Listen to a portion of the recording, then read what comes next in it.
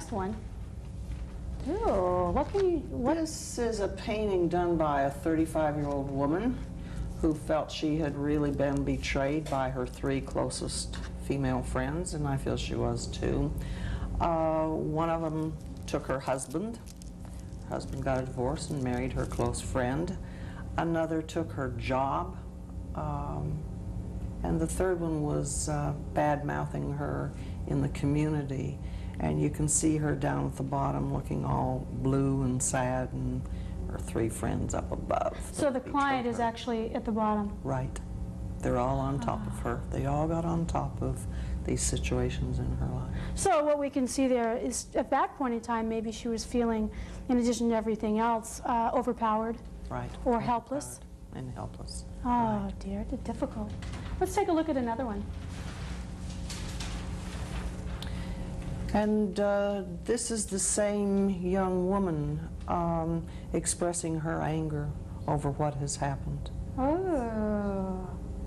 So that's obviously a hand then. Looks like it's smashing Right. something. And all the anger flowing out, all the feelings flowing out. There was a lot of sadness went with this too. Oh, I'm sure. Well, that's a tremendous loss for that young woman. I mean, in addition to everything else, to lose 3 friends at one time, as well as her husband. Right. Well, this happened over a period of time, and of course she was painting with me right after a friend had stolen her job. Oh, So all this goodness. came out. It's like the things we haven't dealt with before, and I'm sure you're aware this, you'll come up, something triggers. And Sooner or later, things they we haven't visit. dealt with. Right. Yeah. Tell us a little bit about art interpretation. You know, when I was preparing for this show, somebody said that the one question they had about art therapy is how you interpret your work. I mean, if you're sitting there and whatever comes out of you, I mean, does the artist even always know what it is? Or as the art therapist, do you wind up providing some interpretation for people? I really would like the person painting to provide the interpretation. What does this color mean to you? And you know, I have painted with people who paint their anger red. Some paint it black, some paint it orange, and some purple. Of course, orange and purple are forms of red, you know, it's Okay. another color. There are those experts who say red is anger, or even some who say red is all emotions. I really believe in allowing the person to express what's going on. There are some basic things that I allude to. For instance, I always start out painting trees, have people paint their trees. And is the trunk of the tree enough support to carry on, to hold up what's going on in your life? Do you need more support? Or what happened to your roots? Why are there no roots in your painting? You need to take a look at where you came from and what's going on. And the upper right-hand corner, for a right-handed person, the upper right-hand corner on the piece of paper is sort of the here and now, the more positive, the Okay. present. For a left-handed person, it's opposite. And so the color that is closest to that corner would probably be how you are feeling now. And if you have painted a green sun, what does the color green mean to you? Okay. So what about painting a dead tree, like branches without leaves? Not for any personal reason, of course. I'm just curious about that. That the person is pretty much stalemated right now. I have a painting I don't have here. It's nothing but black, kind of a short stump, more like a shrub. And this person was extremely depressed. You know, felt that life was over, nothing in the life was good. And the person ultimately OD'd on alcohol and drugs and almost died. Oh, goodness.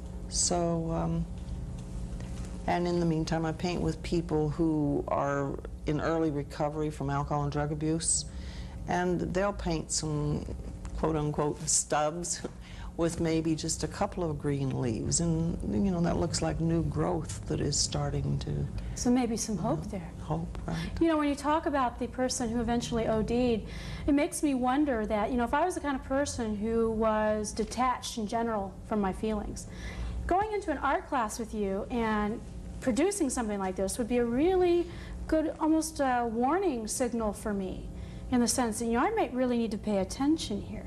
Because I think a lot of us kind of go through life in some ways minimizing our internal world. It's kind of like, okay, so I know I'm in a little pain. I'm a little depressed today.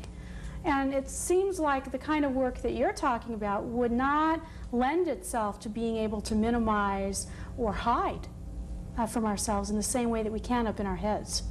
Well, it's really amazing, Mary, what comes out in paint, in color and form. And I really believe in painting.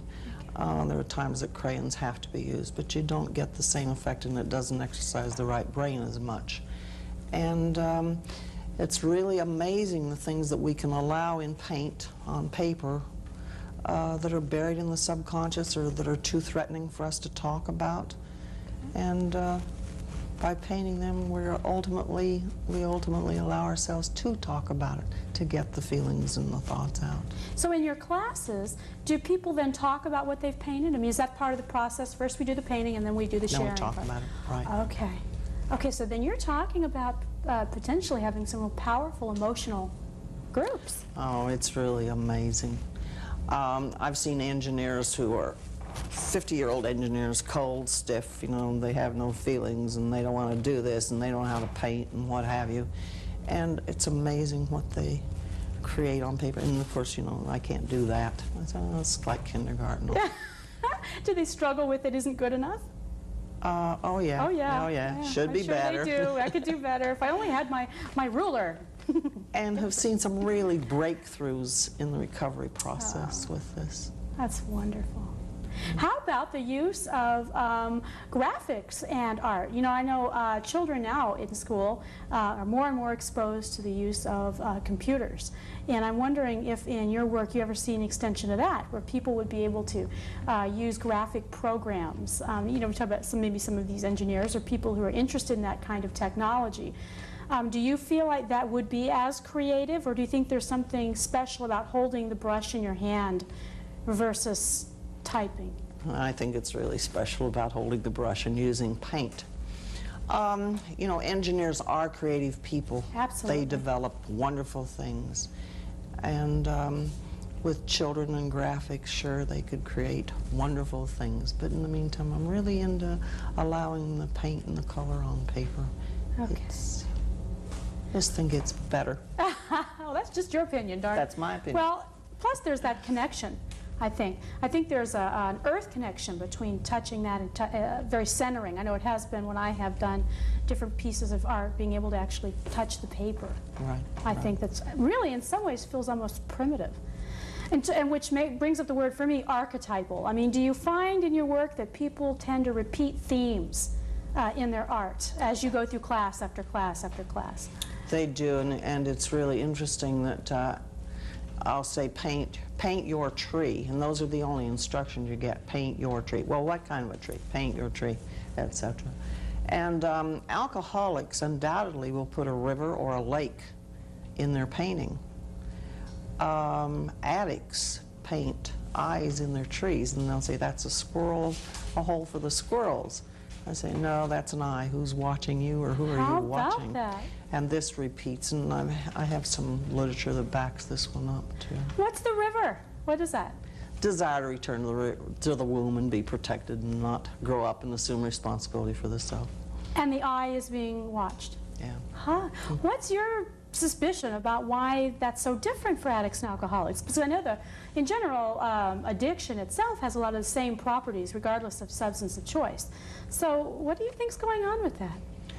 Well, with addicts, they definitely are watched by the system. You know, they're doing something illegal all the time. That's true. And with alcoholics, yeah, let's go back to a safe place. Addicts, I think, are more into adventure and the excitement that goes with getting the fix and using it with their friends and what have you. I'm not sure, Mary. So more interested maybe in stimulation than in disappearing. Right. How about that? Is very interesting. Yeah, it is interesting. Why? What attracts you to working with recovering people? I mean, I know they're my people of choice, but I'm wondering what's interesting to you about them? Because I'm in recovery. Okay, you are. I celebrated my 16th AA birthday in Oaxaca, Mexico in February. Oh, wow. And I'm really proud of that. Congratulations. Thank you. I think it, you know, being in recovery myself, I think it does make a difference in terms of our connection and our commitment to working in the field?